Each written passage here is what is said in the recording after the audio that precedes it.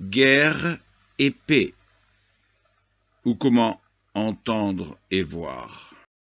Celui qui se contente d'être superficiel en écoutant seulement sans voir peut comprendre guerre et paix, mais s'il a un doute sur ce qu'il croit avoir compris, il fera un effort pour voir l'écriture des mots qu'il a entendus, et finalement il comprendra sa méprise. Alors il est temps que les humains voient pour comprendre. Trop de gens pensent que le serviteur de Dieu, celui qui vient avant le retour glorieux de Jésus dit le Christ, devra avoir une immense armée afin de conquérir le monde.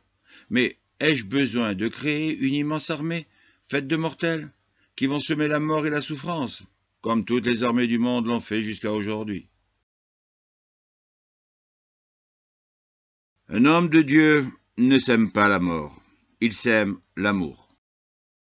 Alors, en tant que paraclet qui poursuit le travail de celui qui l'a envoyé, ne puis-je pas également demander au Père de m'envoyer 12 légions d'anges, afin de mettre un terme à la violence sur toute la terre?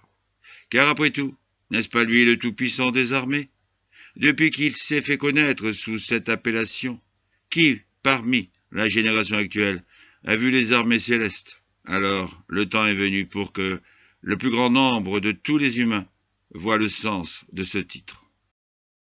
L'élu de Dieu n'est pas un violent, et ne peut l'être, car il vient pour établir la paix et la justice sur toute la terre. Il ne peut y avoir la paix s'il n'y a pas de justice. Il est le pacificateur dont a parlé Jacob, et tous les peuples lui doivent obéissance. Lui désobéir, c'est se mettre à dos les forces célestes. Genèse 49:10. De la même façon que Dieu a ouvert la mer afin d'indiquer au peuple qu'il était dans la bonne direction, pareillement Dieu ouvre la voie à son oint afin de montrer aux nations vers qui elles doivent se tourner. Car un enfant nous est né, un fils nous est donné, et la domination reposera sur son épaule. On l'appellera admirable, conseiller, Dieu puissant, Père éternel, prince de la paix. Donné à l'empire de l'accroissement, et une paix sans fin au trône de David et à son royaume, l'affermir et le soutenir par le droit et par la justice, dès maintenant et à toujours. Voilà ce que fera le zèle de l'Éternel des armées. Ésaïe 9, 6-7. L'élu de Dieu n'est pas un violent. Il n'est que le porteur de bonnes nouvelles pour les affligés. Il est celui qui vient signifier aux dictateurs de la planète que le maître absolu de toutes les armées célestes arrive pour mettre un terme à leurs actions iniques et dévastatrices. Mais dans son infinie bonté, il utilisera au début la manière douce avant de passer à la manière forte. Que tous les fonctionnaires qui ne sont pas d'accord pour se mettre de son côté se fassent repérer. Toute entrave à la parole divine, toute obstruction au développement du royaume de Dieu sera sévèrement châtiée, car le temps avant l'extinction de l'homme est très court. L'élu devra faire cesser toutes les guerres que les corrompus savent si bien déclencher, avec pour unique arme les paroles qui sortent de sa bouche. Voici mon serviteur que je soutiens, mon élu, en qui mon âme trouve son plaisir. Je mettrai mon esprit sur lui, il fera connaître le jugement à l'égard des nations. Il ne criera pas, et il n'élèvera pas sa voix, et il ne la fera pas entendre dans la rue. Il ne brisera pas le roseau froissé, et il n'éteindra pas la mèche qui brûle à peine. Il fera connaître le jugement en faveur de la vérité, il ne faiblira pas et il ne se hâtera pas, jusqu'à ce qu'il ait établi le juste jugement sur la terre, et les îles s'attendront à sa loi. Ainsi dit Dieu, l'Éternel qui a créé les cieux et les a déployés, qui a étendu la terre et ce qu'elle produit, qui donne la respiration au peuple qui est sur elle, et un esprit à ceux qui y marchent. Moi, l'Éternel, je t'ai appelé en justice, et je tiendrai ta main, et je te garderai, et je te donnerai pour être une alliance du peuple, pour être une lumière des nations, pour ouvrir les yeux aveugles, pour faire sortir de la prison le prisonnier, et du cachot ceux qui sont assis dans les ténèbres. Et Isaïe 42, 1-7. Vos ancêtres se sont servis de leur force pour dominer sur plus faibles, alors le Shaddai a réduit et leur durée de vie et leur force physique, afin qu'ils en tirent un enseignement. Mais au vu de l'attirail militaire dont se servent les chefs actuels, on peut affirmer que la leçon du passé n'a pas servi. Alors réduisons encore la force des hommes belliqueux pour qu'ils ne nuisent plus jamais à autrui.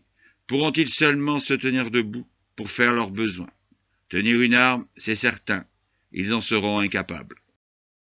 Si les troupes américaines ont été annihilées durant la première guerre du Golfe, frappées par un mal mystérieux, qu'il en soit ainsi pour tous les belliqueux qui fourmillent à la surface terrestre. Que tous les belligérants qui font entendre le bruit de leurs armes, que tous ceux qui portent des armes dans le but d'imposer leur volonté au peuple, soient incapables de se tenir debout. Que leur force physique soit réduite au minimum, afin qu'aucun homme n'ait la force de porter une arme. Il est grand temps que les humains n'enseignent plus la guerre et mettent leurs armes en fonderie, afin d'utiliser leur acier pour fabriquer des outils qui devront servir au bien-être de la terre et non à son malheur. Et il jugera au milieu des nations, et prononcera le droit à beaucoup de peuples. Et de leurs épées ils forgeront des socs, et de leurs lances des serpes. Une nation ne lèvera pas l'épée contre une autre nation, et on n'apprendra plus la guerre. Ésaïe 2,4. Comme dans toutes les cours de récréation du monde, il y a toujours un gamin qui profite du fait qu'il est plus fort que ses petits camarades pour leur imposer sa volonté. Et les pauvres gamins vivent dans la terreur et ce principe règne dans le monde. Alors il est temps d'y mettre un terme en montrant à tous qu'au-dessus de toutes ces terreurs, il y a plus fort qu'eux. Et du temps de ces rois-là, le Dieu du ciel suscitera un empire qui ne sera jamais détruit, un empire qui ne cédera la place à aucun autre peuple. Il écrasera et anéantira tous les autres empires et subsistera lui-même éternellement. Daniel 2,44.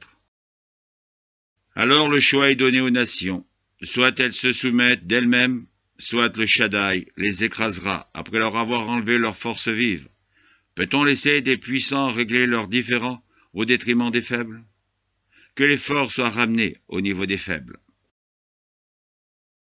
Mais avant de soumettre tous les pays qui doivent allégeance au Shiloh, il est normal de nettoyer devant sa porte. Donc le pays où réside le Shiloh doit se soumettre à son autorité.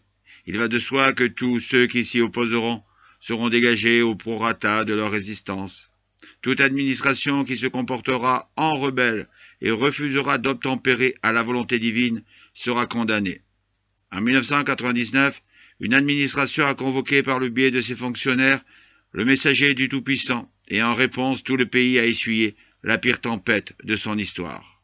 Alors si cette administration n'a pas retenu la leçon, il va falloir recommencer à sévir, mais en double exemplaire, afin qu'elle comprenne bien qui est la véritable autorité dans le pays.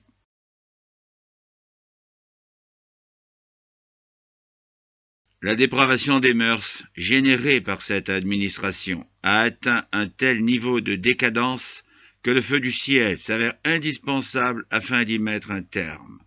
Les hommes qui ont pris le pouvoir ont atteint un tel degré de folie qu'ils sont convaincus d'empêcher la réalisation des prophéties sur la fin de leur monde.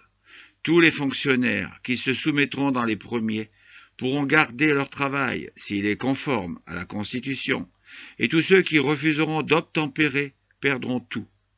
Vous qui obligez le peuple à payer, êtes-vous à jour de votre dîme? Ne soyez pas surpris des conséquences. Surtout, ne lassez pas la patience de Dieu, car il pourrait semer la confusion dans vos rangs. Si le président actuel abdique illico avant la fin de son mandat, la sanction qui lui sera appliquée pour tous les crimes qu'il a commis dans le cadre de son mandat sera moins sévère. Le roi Louis XVI a été condamné à mort pour un certain nombre de chefs d'accusation. Au vu de l'article 1 de la Constitution, tous les citoyens sont libres et égaux en droit. Le président actuel, ayant violé tous les articles de la Constitution et étant responsable de la mort d'un grand nombre de citoyens, ne doit pas échapper au châtiment. Il ne mérite pas moins que le roi. Vous avez largement semé. Maintenant l'heure de la récolte est arrivée.